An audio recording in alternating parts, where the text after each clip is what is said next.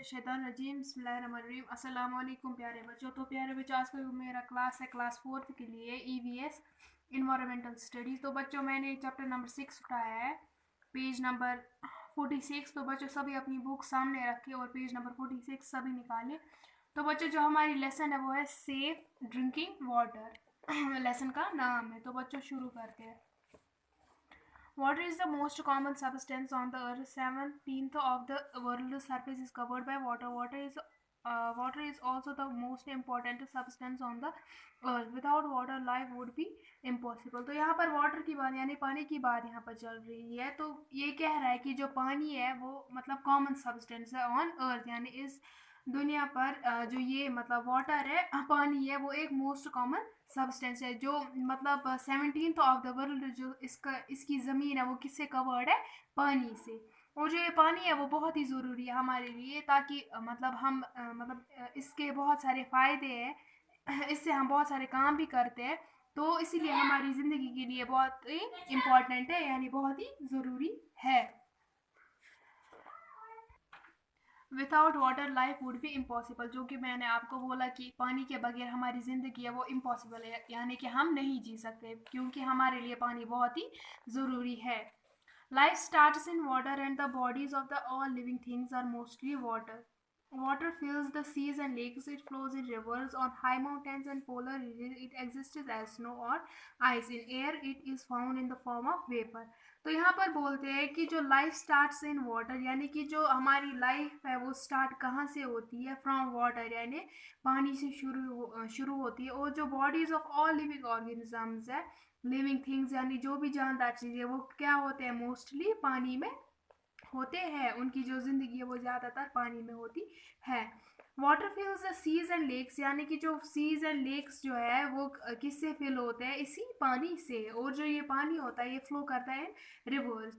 अब हम अगर देखेंगे ऑन हाई माउंटेन्स, यानी कि बड़े बड़े पहाड़ों पर अगर हम देखेंगे, या पोलर रीजन यानी सर्द इलाकों में अगर हम देखेंगे, तो जो ये पानी है ये किस फॉर्म में होता है, यानी किस सूरत में होता है? वहाँ पर या तो स्नो की सूरत में होता है, यानी कि बर्फ, या तो आइस की सूरत में।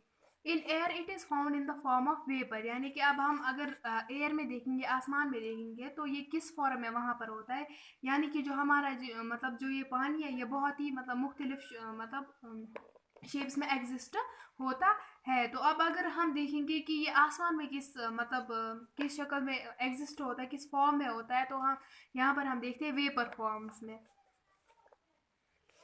As water vapors rise, it reaches in cold air high in the sky. It turns back into tiny drops of water which joins to make clouds. The drop fall to the ground as rain.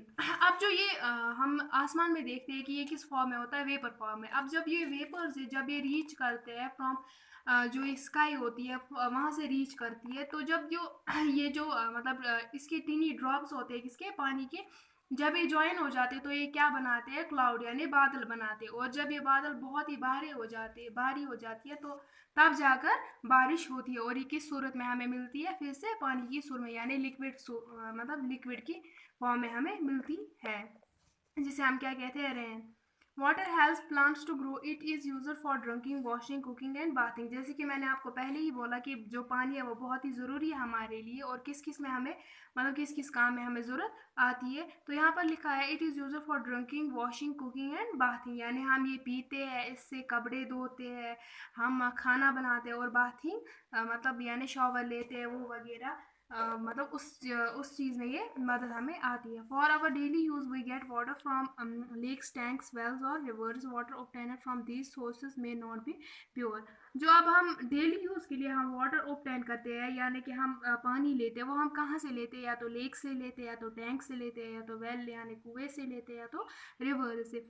और जो ये पानी हम obtain करते हैं इन sources से, ये हमें प्योरेस्ट फॉर्म में नहीं मिलता है, बल्कि क्या होता है? इम्प्योर, यानी गंदा होता है। तो बच्चों, आई थिंक आज के लिए इतना ही। अब हम अगली क्लास में देखेंगे कि इसके आगे क्या है।